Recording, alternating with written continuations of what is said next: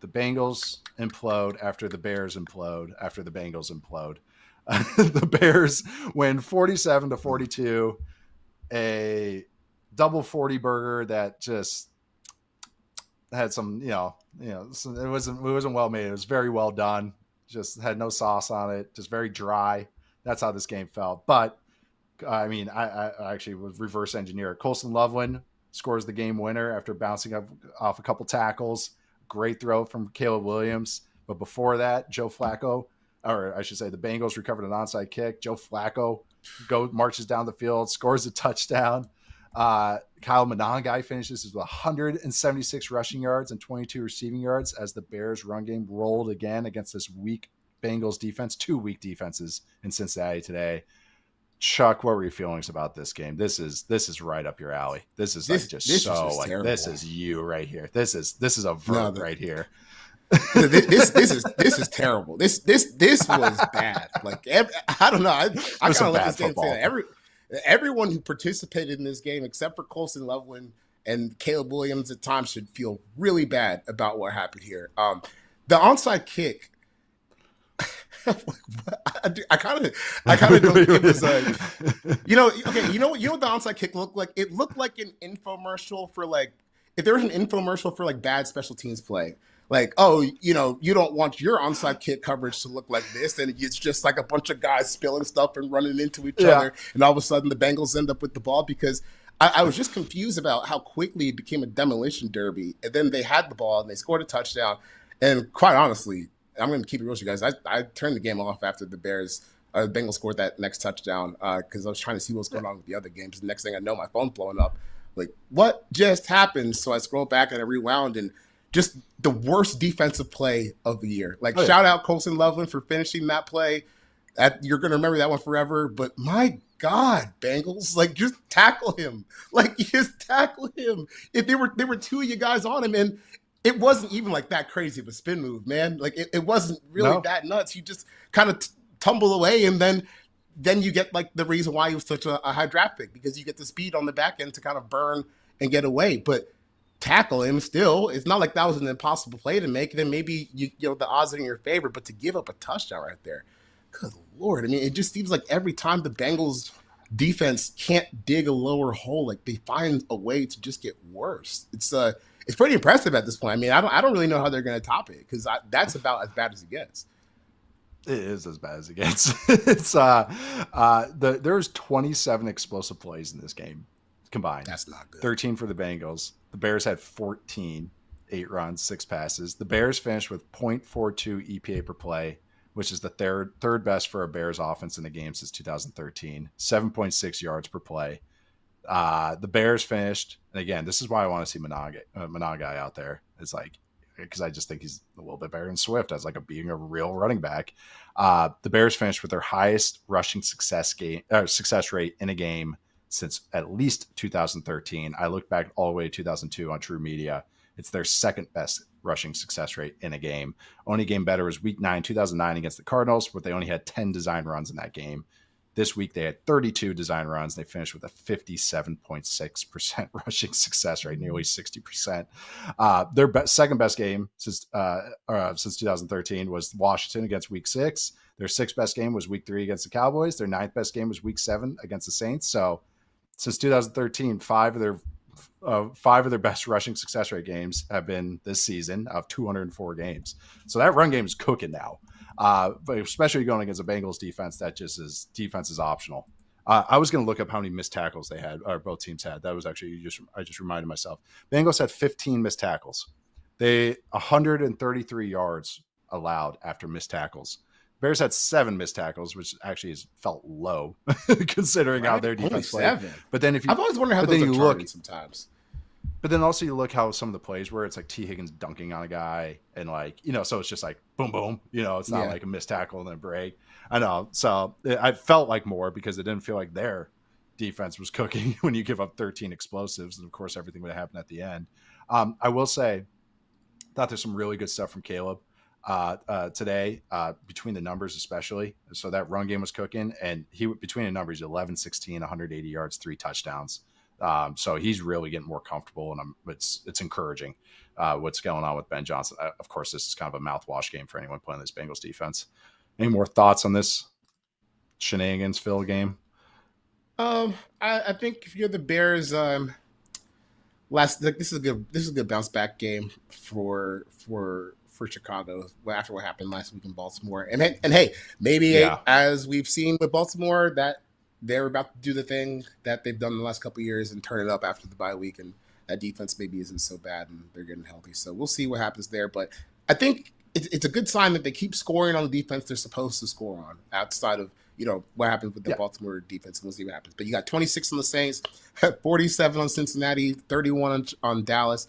Scored on both the Vegas and Washington. So these are the steps you want to see like an offense take, especially in their first year. Like I think some of the takes with their offense got so ridiculous. Like I stopped trying to look at them because it was just making me mad. But I think they're on a pretty good trajectory for where they want to be like next year or the year after. Agreed. Yeah, and I mean they're still live in the NFC right now. They got kind of a pretty tough schedule. They go Giants, Vikings, Steelers, Eagles, Packers, Browns. So but like I do think they're just going to be a tough out. Yeah, I know. I'm like Darnell Wright had some great moments today. This is why I've been so optimistic. I rewatched that Ravens game. Actually, you rewatch it, and it's like Caleb had a good game.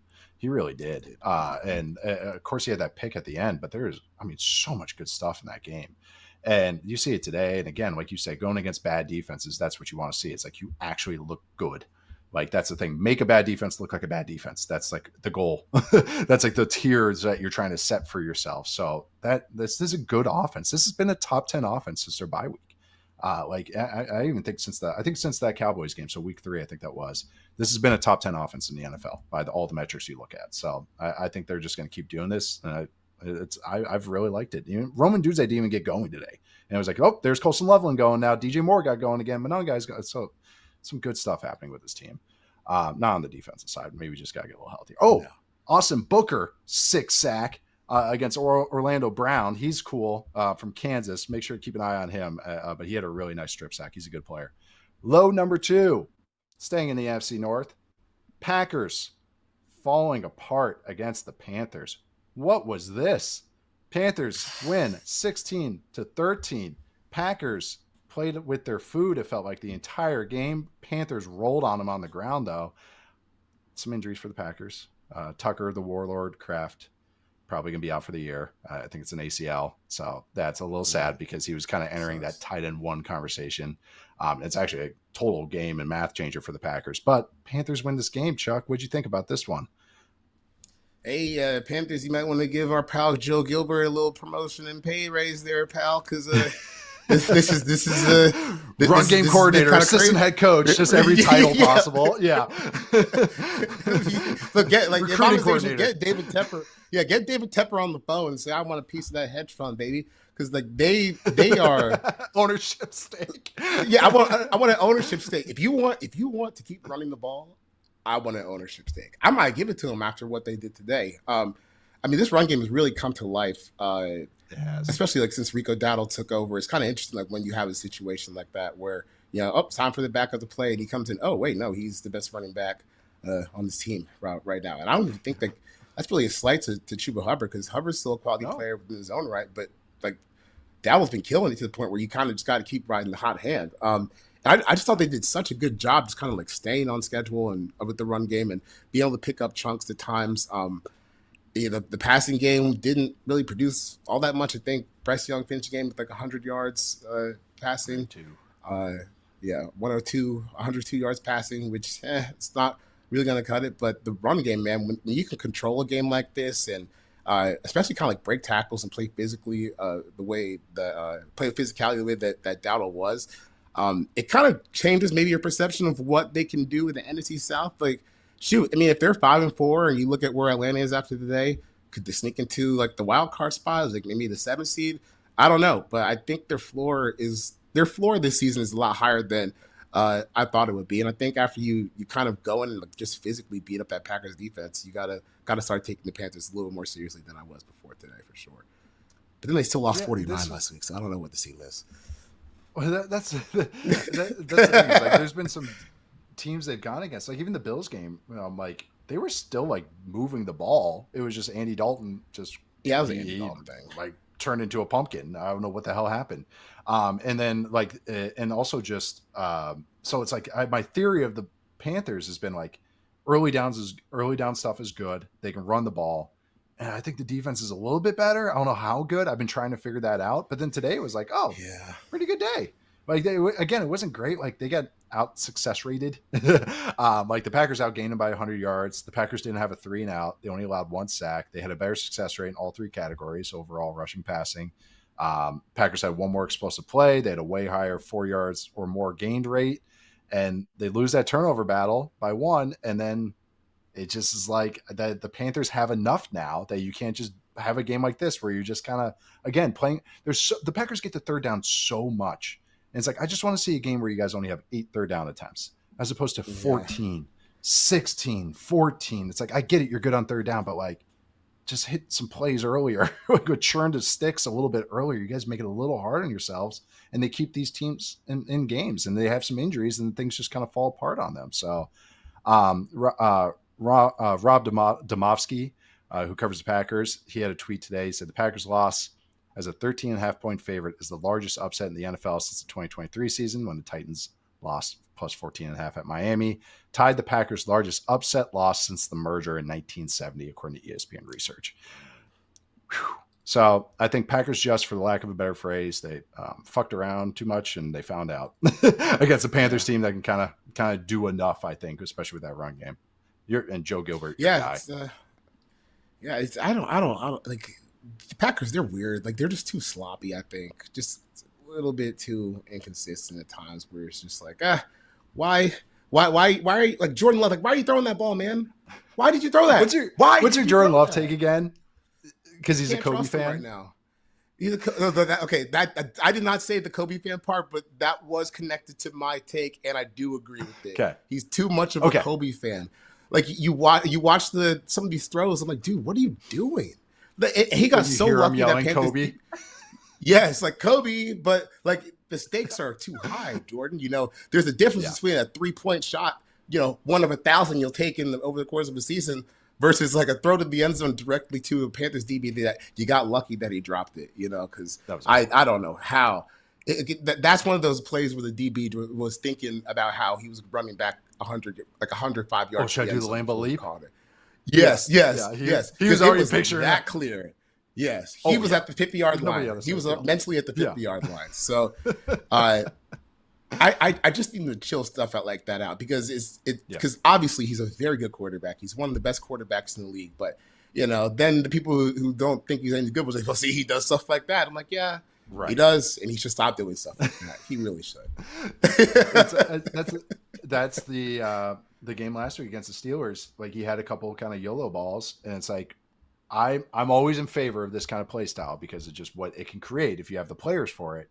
But when your guys get hurt, and you're playing with Malik Heath, and others getting those kind of like big touches and big routes, it's like then it kind of doesn't feel as good.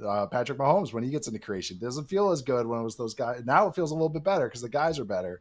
Rashee Rice is back. It feels better. But it was just like the negative parts of the Packers. Obviously they lost, reared their ugly heads. Like, kind of a little soft stopping the run a little bit. They've had some D-tackle woes. Injury-wise, they're a little light in the pants on the edge. And you can see the Panthers kind of get after them a little bit on that. So just kind of you could really see their flaws exposed. But again, credit to the Panthers for exposing them. I mean, they do enough. They're hard out, that the Panthers team. And I'm trying to figure out what I feel about the Packers because I want to just see their health, and then I'll kind of determine where they go from there. But who do the Packers have coming up? They have the Eagles Monday night next week. Eagles, Giants, and then Vikings. Okay, fun little stretch there. Then Lions, then Bears. Ooh, NFC North. Oh, my. All right, low number 3. Continuing the trend of the lows. The low number 3 is lovers of good offense. And that was what happened in Houston today, which, by the way, we predicted. I know CJ Stroud got hurt, concussion, took a hard hit on a slide, but Broncos win 18-15. I think the over-under was 39.5. And I think we were like, shouldn't be like 35.5 or 34.5. And this game was a total rock fight. It's an insult to be called even a rock fight. what happened in this game today. But what you think about it, Chuck? Because again, this game is right up your alley. Oh man, it was slop. Honestly, it was it was one of those games like I really did try to keep it on the quad box, but it was one of those games that kept getting. It was like you're on the Stairmaster. Yeah, like I had to keep flipping it out for something else, something that was grabbing my eye just a little bit more. But man, that was just a fist fight by both of these defenses, and we got a Davis Mills sighting, and that was.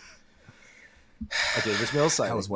That was a Davis Mills sighting. I say about Davis Mills. Arrested Development being, I don't know what I was expecting. Pigeon in the back. Yeah. I say about Davis Mills, the best thing that happened for his career was CJ Stroud getting drafted, and it's because of games like this. As long as you can to be a good hang in the film room, and hope CJ doesn't get hurt, because when he does, you go with the second half with a 17% success rate on dropbacks. That was no good. 53 yards on 17 dropbacks in the second half, but the defense played well enough where they got to stay in it. And then you get the Bo Nix scramble, like that big scramble that he had. He's the quarterback of destiny this season. Like they keep kind of churning out these tough games when it feels like over the course of the game, like, man, this is sloppy. Doesn't look good, doesn't feel good, and then right when you need it most, they're kind of squeezing it out. So it'll be interesting to see like how sustainable that is, like not even just for the playoffs, but moving forward towards next year, because we know that style of play can be a little finicky. But for now, man, it's their year, and that was another gutted out win where Bo Nix had to make the play at the end. That makes you kind of forget everything else that happened before it. If they can run the ball, they can stay in a lot of games because their defense is really good. Broncos, I mean, I guess both teams, but I know the Texans can't run the ball. But Broncos finished today, True Media, 34% success rate. Texans had 28% success rate, only 3 explosive plays. Broncos had 28% passing success rate, but their run game was good today. And I actually thought the design run to Bo Nix on the last drive was really good. That was like the Taysom Hill special. It was like the QB pin pull. Like Taysom Hill has made a living off that play. But there's 32 third downs in this game, and it felt like there's 32 third downs in this game. It was a very quick rewatch for me because there wasn't a lot of football plays to watch. So it was really easy to prep for this game, for this show. The Broncos had 2 turnovers, and again, you can kind of see the limitations of their offense sometimes when all the designery stuff, the third down stuff, the half boot stuff, or long sprint out, extend sprint out stuff, you can just kind of see good defenses take advantage of, like, oh, here comes this shot play, like the pick, like the safety's flying over the top to get the pick because he knows it's going to be that kind of, I think it was like an out up kind of double play that they like to do, or double move they like to do. And sure enough, the Broncos' big touchdowns to Sutton and RJ Harvey were, again, shot plays when they entered that little gold zone, the little strike zone outside the red zone. Harvey versus Toa was just like, take that all day. Like that was the classic example of the NFL as a matchup league. It was like double moved, I think out of empty, RJ Harvey against Henry Toa, who's actually been pretty good this season, but not in coverage. And it was like, oh, that was Sean Payton, just couldn't wait. He was like, oh, like that was all week. They knew they had that one because that worked to perfection. Like Nick's didn't look anywhere else but to that throw. But yeah, it was pretty sloppy. Texas missed a field goal. Broncos had a field goal blocked by Danico Autry, of course, but kind of what I expected this game. I just hope CJ Stroud comes back healthy. The Broncos are going to be in a lot of games because they have this defense and offense that can do just enough.